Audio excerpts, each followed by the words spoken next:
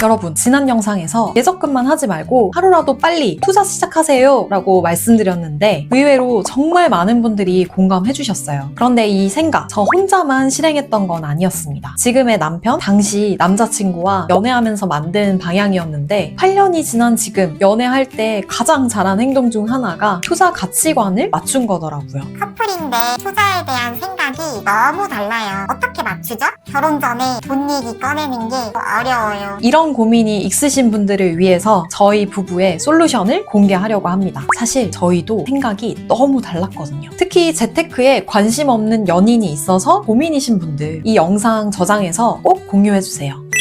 저희는 연애 2년차 때부터 함께 투자를 시작해서 4년이라는 기간 동안 각자가 목표한 금액을 만들어서 결혼을 했어요. 여전히 지금까지도 함께 투자를 이어가고 있습니다. 같은 방향을 바라보고 오랜 기간 함께 투자를 할 수 있었던 건 연애 초기부터 솔직하게 돈 얘기를 했기 때문입니다. 사실 연애 시작하고 몇 개월 안 됐을 때 제가 당돌하게 물어봤어요. 오빠, 모아놓은 돈 얼마야? 당시 남편 동공이 막 흔들리더라고요. 저는 결혼할 사이라면 돈 문제가 정말 중요하다고 생각했거든요. 돈의 액수가 궁금했던 건 아니었어요. 취업한 지 얼마 안 됐으니까 모아놓은 돈이 사실 얼마나 되겠어요. 둘 다 또 집안 형편이 막 넉넉지 않다는 것도 서로 너무 잘 아는 상황이었거든요. 대신 돈을 바라보는 시각, 소비에 대한 가치관과 씀씀이 이런 걸 확인하는 게 저는 더 중요했습니다. 많은 분들이 이런 얘기를 꺼내는 게 속물처럼 느껴진다고 하시는데 돈 얘기를 솔직하게 못하고 결혼을 한다면 정말 더 큰 문제가 생기더라고요. 그래서 무조건 결혼을 전제로 만난다고 하면 자산은 먼저 오픈하는 걸 추천합니다. 상대방도 궁금해할 거예요. 남편은 당황하긴 했지만 고맙게도 솔직하게 다 얘기해줬어요. 저축해둔 돈, 월급이 또 얼만지, 빚은 있는지, 또 투자를 하고 있는지. 처음에는 이런 얘기를 하는 게 좀 어색했는데 한번 대화의 물꼬를 트니까 이후부터는 돈 얘기가 정말 급속도로 편해지더라고요. 그리고 의외로 자산을 오픈하고 서로 가장 먼저 바뀐 건 관계를 대하는 태도였습니다. 가족에게도 말하기 힘든 이 돈 얘기를 공유한다는 건 그만큼 내가 상대방한테 진지하게 이 관계를 이어가겠다 이런 확실한 의지를 보여주는 거잖아요. 책임감이 생기고 그 책임감이 관계를 더 단단하게 만들어주는 느낌이 들었어요. 두 번째는 목표를 훨씬 구체적으로 세울 수 있게 됐어요. 서로 어느 정도 돈을 모을 수 있는지 알게 되면 막연한 이상이나 꿈 이런 게 아니라 실제로 가능한 목표 숫자가 보이기 시작해요. 우리 1년 안에 1억 모아보자. 5년 안에 같이 살 집을 마련해보자. 이런 식으로 현실적인 계획을 세울 수 있는 거죠. 그리고 마지막으로 결혼 준비를 하게 될 때 진짜 수월해집니다. 남들 다 하니까 웨딩 영상 풀 패키지 하는 경우, 불필요한 예단 비용 과하게 쓰는 경우, 이렇게 결혼할 때 과소비하는 것들이 결국 상대방을 배려하는 척하지만 사실은 부부끼리 돈에 대해서 솔직하게 소통하지 못하고 둘만의 소비 기준이 부재했을 때 오는 지출이더라고요. 미리 돈 얘기를 자연스럽게 하는 관계가 되면 우리 전체 예산이 이 정도니까 여기 안에서 결정하자 이런 얘기가 부담 없이 아주 현실적으로 오갈 수 있습니다. 이거 결혼할 때 진짜 커요.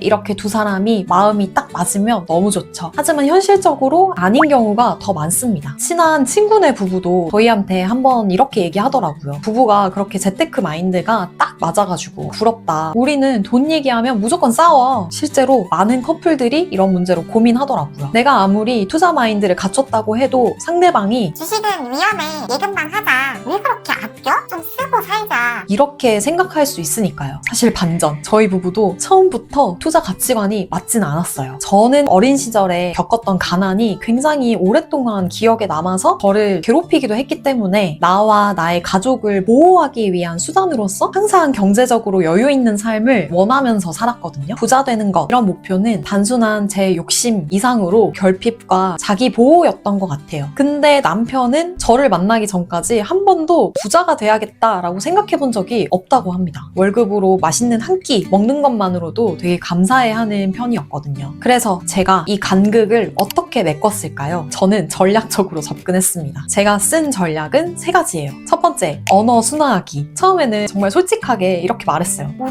돈 진짜 많이 벌어서 함께 부자가 되자. 근데 이 말이 남편한테는 제가 너무 욕망이 많아 보였나 봐요. 그래서 직접적으로 막 돈을 벌자라는 말 대신 우리가 행복하게 살기 위해서 같이 팀플을 해보자 라고 제안을 했습니다. 돈을 욕망이 아니라 우리 가족을 지켜주기 위한 보호막으로 정의를 해준 거죠. 남편, 너가 원하는 소소한 행복을 위해서 돈을 활용하면 조금 더 쉽게, 자주, 그리고 오래 우리 가족이 행복할 수 있어. 이런 식으로 프레임을 바꿔서 얘기를 했습니다. 남편은 제 얘기에 공감을 했지만 막 마음이 동요한 것 같지는 않았어요. 그래서 두 번째 전략, 전문가의 힘을 빌렸습니다. 재테크 강연을 같이 들으러 갔어요. 지난번에 제가 투자책 추천 영상에서도 잠깐 언급했던 유나바머님의 부동산 강연이었어요. 우리가 살아가는 이 자본주의라는 게 어떤 건지 되게 색다르게 각인시켜줬고, 남편이 갖고 있던 돈에 대한 선입견, 편견을 깨트리는데 정말 좋은 강연이었습니다. 그 강연 듣고 나서부터 남편의 눈빛과 투자에 대한 의지가 180도 달라졌던 것 같아요. 상대를 아무리 설득해도 행동으로 바뀌어지지 않을 때는 제3자의 객관적인 시각이 훨씬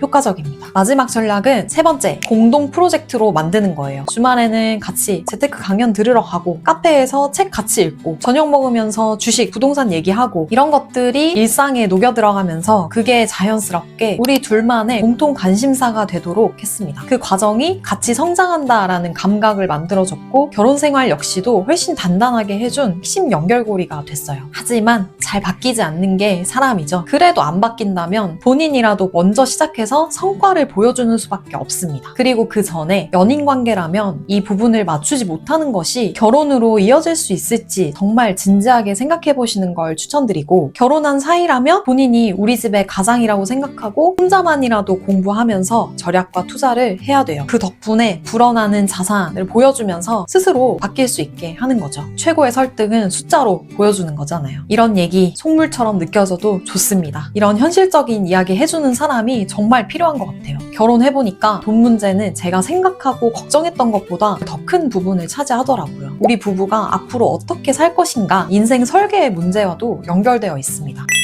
오늘 영상 정리하자면, 첫 번째, 연애 초기부터 자산을 오픈하고 신뢰와 목표를 공유하세요. 두 번째, 가치관이 달라도 괜찮습니다. 제가 했던 세 가지 전략으로 상대방을 설득해보세요. 마지막으로, 재테크가 공통의 관심사가 되면 관계도 성장이라는 큰 틀에서 더 돈독해집니다. 여러분들은 연애하실 때 상대방한테 모은 돈 얼마야? 이렇게 물어보실 수 있으신가요? 할 수 있다, 절대 못한다, 댓글로 한번 알려주세요. 그리고 저처럼 상대방과 투자 가치관을 맞춰간 경험이 있다면 같이 공유해주시면 감사하겠습니다. 오늘 영상 도움되셨다면 좋아요 눌러주시고 구독과 알림 설정 부탁드릴게요. 여러분, 올해도 정말 고생 많으셨습니다. 연말 마무리 잘 하시고 새해에는 더 유익한 영상으로 찾아올게요. 안녕.